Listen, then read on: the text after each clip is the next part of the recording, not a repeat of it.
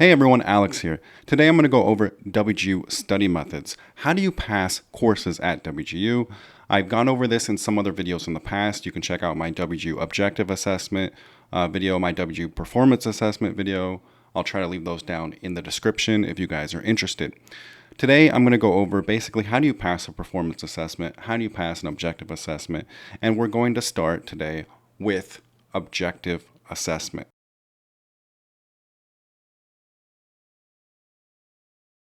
So what is an objective assessment at WGU? It is a test. It is basically one test to pass the entire course at WGU. Now, how do you pass this test? Well, every course is different. Some courses are much harder than others. An example would be some of the general education courses and the critical thinking courses and stuff like that. You could probably pass pretty quick, maybe with just 5 days of study time. Whereas other courses, there are courses in like the accounting program and the computer science program, and like computer architecture, discrete math, intermediate accounting. Like these courses, these OAs might take you anywhere from 14 to 20 days of actual study time, which is a lot. But if you really want to pass it on the first try, it might really take that long. And I definitely would not recommend you take it earlier than like 10, 11 days. I think you should study really hard for certain OAs. And then other OAs, you can study 2, 3, 4 days and be totally fine. So how do you figure out which ones are easy and which ones are not? Well, I would just type it into Google, on Reddit, go into the Facebook groups. I have a Facebook group myself called WGU Degree Hacking. You can go in the description and join that Facebook group if you want. We're rocking about 8.5K members right now. Yeah, so just type it in, look on Reddit, see what people on Reddit did. Look in the Facebook groups, and you'll see you'll get kind of a time frame of when people pass this course. Like, is the general consensus 3-4 days? Is the general consensus 17-18 days? You'll get a pretty good set of opinions on it. Now, it's subjective. Passing a course, the timeline is going to be subjective for everybody. What might take somebody 3 days might take you 21 days, and there's nothing wrong with that at all. So I've been stuck on a course at WGU before up to a month, right? So don't get discouraged. You will pass it with enough study time. And I failed my OA at WGU before. I failed a couple times on the first attempt. And you will get a second attempt. However, I do recommend you pass on the first attempt, because when you get to the second attempt, sometimes you have to jump through some hoops, and sometimes you don't get to take it right away, etc. So I would definitely try to pass it on the first time. At least have you want a 90+% pass on a first OA. Not 90% on the OA. What I mean is when you take OAs, you want to pass on the first attempt 9 out of 10 times, right? You don't want to fail the first attempt every single time. Your program mentor is not going to trust you anymore, and you're going to not accelerate your program if you're failing the first attempt of the OA every single time. So how do you pass the OA? So into the nitty-gritty here. Basically, I would study the PA, the practice assessment, take that right away, okay? And when you take that right away, whatever you get green on, the green bar, you pass that, you don't really need to study that section very much. Now, it's possible this is a brand new subject for you, and you may need to study everything. So this class might take you 2-3 weeks. Now, if you need to study everything, you didn't get green on any sections, then I would just go through every single question on the PA and make sure you study every single category on that PA. All the questions, all the answers, basically every category, right? Learn all the key terms, learn how and why something works. Depending on the course, this might take you 6 days. It could take you 2 weeks. It just depends on your time frame, right? If you're hammering school out 4 to 6 hours a day, you might be able to study all of that practice assessment within 5-6 days and then get it passed. So when I was at WGU for one of their bachelor's programs, I was averaging about 4 to 5 days per OA, but some courses like computer architecture took me 3 weeks. I was in computer architecture for about 3 weeks before I passed it. So there are some courses that are just going to take you a long time no matter what, and that's just something you have to deal with. Another great method to pass a course would be an OA, would be to go into the video cohorts if they have any. So I don't think WGU for most courses lately, they don't have video cohorts. I think they're still adding that back in because they're on a new system. So they might not have video cohorts. So like I said, just Google study material. One way to do this is AI study guides.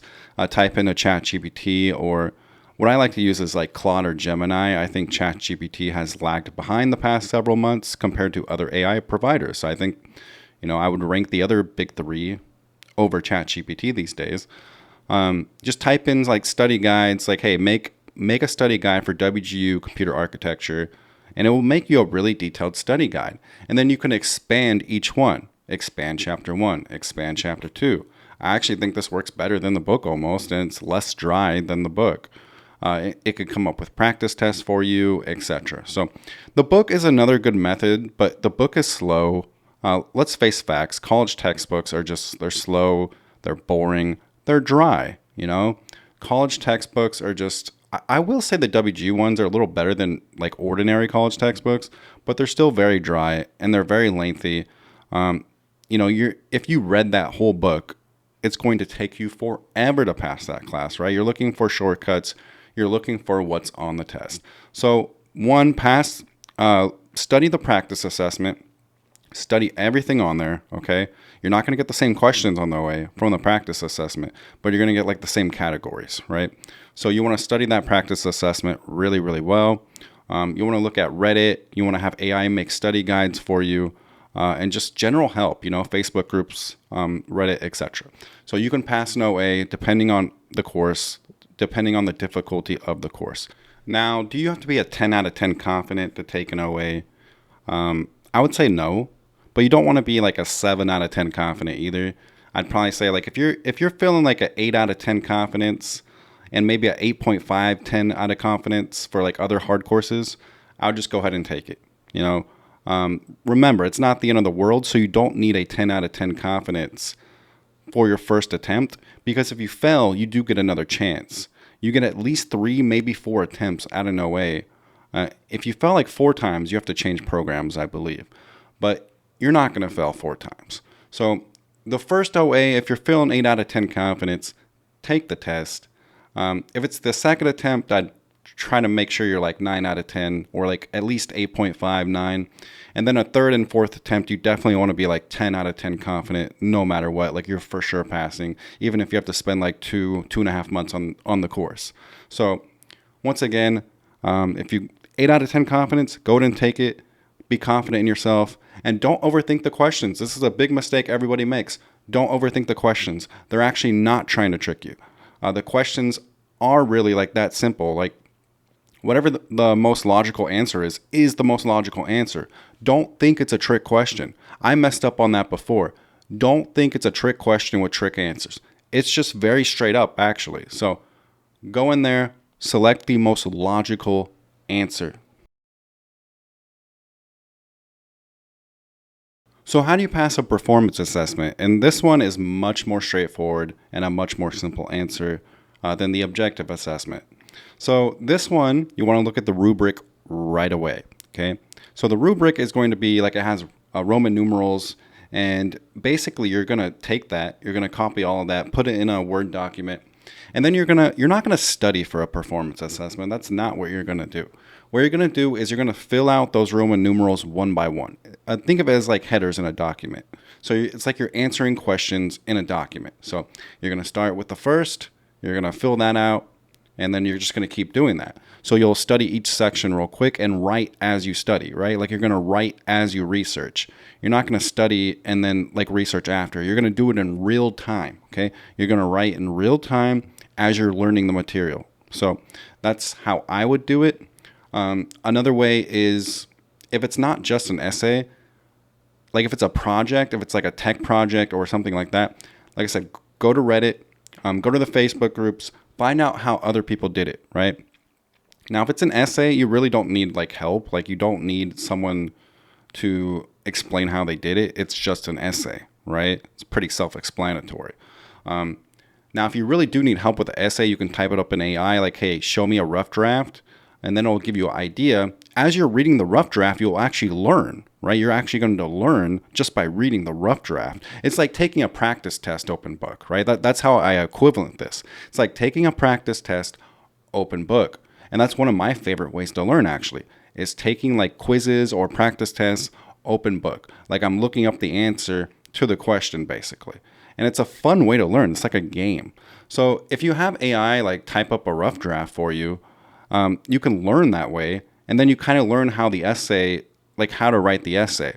Are you going to use that essay? No, because AI wrote it. So what you're going to do is you're just looking at that essay as an example, and you're learning in real time by reading that essay.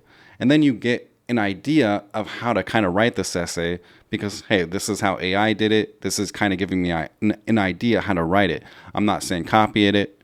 I'm not saying, take it and upload it. That's not what I'm saying. I'm not saying reword it. I'm saying write your own essay, but it'll give you a pretty good idea on what you need to write. And like I said, you'll just like open book in a practice test, you're going to learn by actually reading it. And remember, using the rubric as a template is huge, okay? You do not want to just type in like a random document without headers. So how you get these evaluators to pass you on the first try is by pasting that rubric and the Roman numerals and the headers into the document. And then, like I said, you fill out each section and you leave the headers in there. And it makes the evaluator's job so much easier because they're using the rubric to grade you. So if you have it all structured, like each section of the rubric with the Roman numerals, they will know exactly what they're looking for. And it makes their job way easier. It makes your life way easier. Now, once again, if you're doing like a tech project or something that's not just an essay, then like I said, you can look up on Reddit and, feel free to message people on LinkedIn and anything you could think of.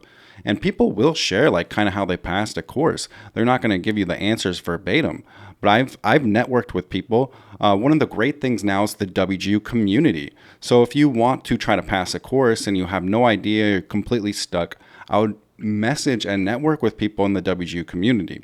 Now, I would take it like outside of the community messages, right? Just to be on the safe side, right? I'm not saying they're going to give you the answers verbatim, but what I'm saying here is there might be some, detailed information shared, and you don't want that on their platform, right? You want to take it off platform, take it in email or whatever you can go off platform with. And so just talking messages, and maybe that will help you out. I networked with a few people in the WGU community, and I'm a big fan of their community website, which is new, by the way. I think it's only been there for like 6 months or something, and it's really cool. I really like their community platform, and unfortunately, most people you can't seem to message because everyone's messaging is off by default. So go turn on your messaging so people can message you. I think I still have a profile on there. So if you guys see me, feel free to shoot me a message. I'm going to have to see if it's still active. Like I said, I'm a big fan of the community. It's like LinkedIn, but like specifically for WGU. And it's really cool. It's really, really cool. I networked with some great people, people like really in high-end companies. Like you'll find some people you would never think of on there, and it's really awesome. So like I said, just pick people's brains. Like there's so many great resources that you can find to pass these big project courses in the tech world. Reddit's probably the number one place. You'll find like exactly detailed steps how to pass. And Reddit is anonymous, which is great as well. So yeah, you'll find some great resources. And once again, check out my Facebook group. We're trucking along pretty well there, and we try to help each other as much as we can. Just remember to never like, hey, give me this assignment so I can completely copy it. That will get you banned. Don't do that. Basically, the great thing about WGU is it's the largest enrolled college. I don't know if people know this. It's the largest enrolled college in the country. So there's so many people that will help one another, right? We can all help one another because there's so many of us. And that's the great thing about WGU is the community, the large community. So I want to thank you guys for watching the video. I tried to make this as helpful as I can. I've covered these topics before. This was kind of me going on about objective assessment, performance assessment, how to study, and just like a really quick refresher video of how you can basically study for these courses and pass them fast. I have videos that'll probably be more helpful than this one, and more specific than this one. So this one was more of a general video. Thank you guys for watching. Appreciate it. Please like, subscribe, and comment. When you do one of those 3 things, it sends it to the algorithm, and I really appreciate that. Thank you so much. I have more WGU content coming soon, so please stay tuned. Thank you guys so much. Take care.